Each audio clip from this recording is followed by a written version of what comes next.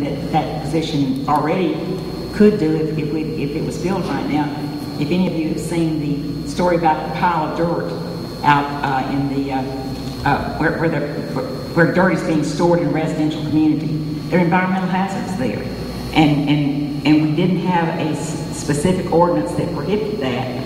Our environmental coordinator could have been on top of that and maybe helped us solve that problem.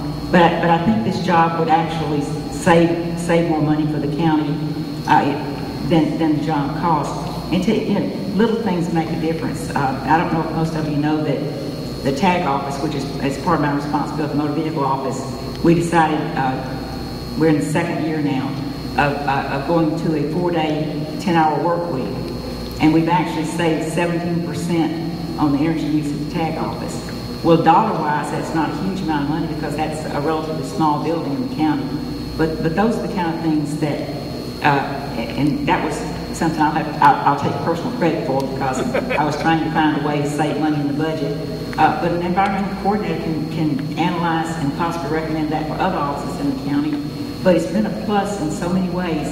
It's offered citizens an opportunity to do business outside normal business hours. I've been thanked numerous times for it.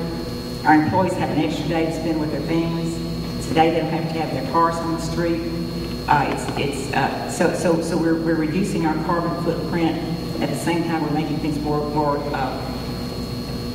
convenient for our citizens and the quality of life better for the employees. I would rush to fill that position. Would you consider not having a chief of police? Would you consider not having a chief of fire department or department head? We need to fill this as quickly as we can so that we as a community can then rely on the experts to give us direction and guidance in this area, just like we do in the other areas. It needs to be filled as soon as possible.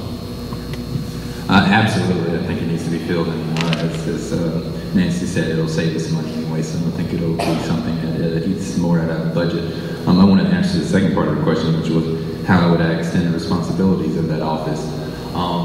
One thing that I think we could do is the University of Georgia just established an office very similar to this with $100,000 from the student fee. I'd like for this person to coordinate with that new office at UGA and use those resources and kind of combine their efforts as we extend this reach throughout the entire county.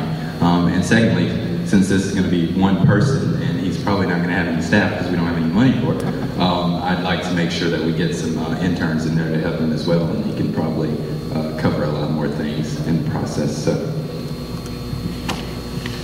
Well, I would fill the position for sure. The way we would expand it is we need to, instead of an environmental coordinator, we need to make it an office of sustainability.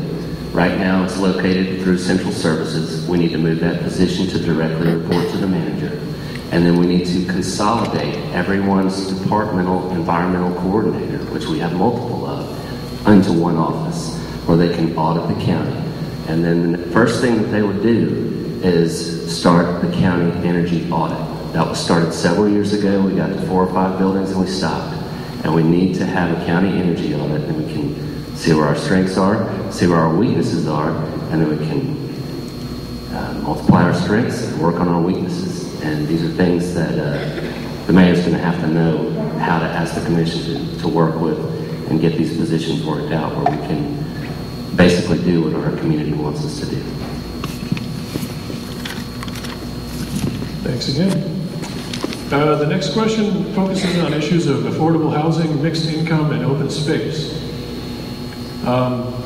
Many university towns find the cost of housing exceeds their workers' income, and that is definitely the case here.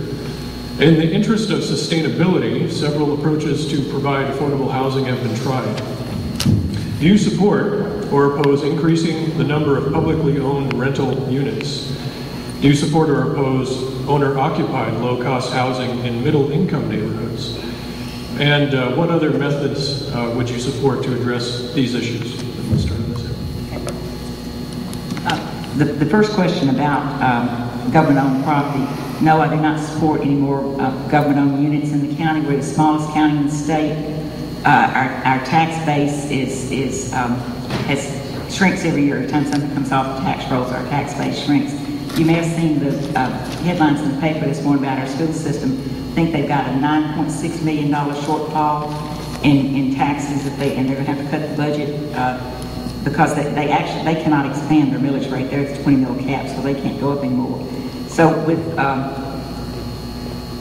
the smallest county in the state, I think we're going to have not let anything else come off the tax rolls. The second part of the question, I really think the questions I would have posed it a little bit differently. Why not look at cost housing anywhere? Why just say middle class neighborhoods? Because it's not a question of the cost of the house, it's a question of compatibility. But whether or not the house is being built is compatible with the neighborhood.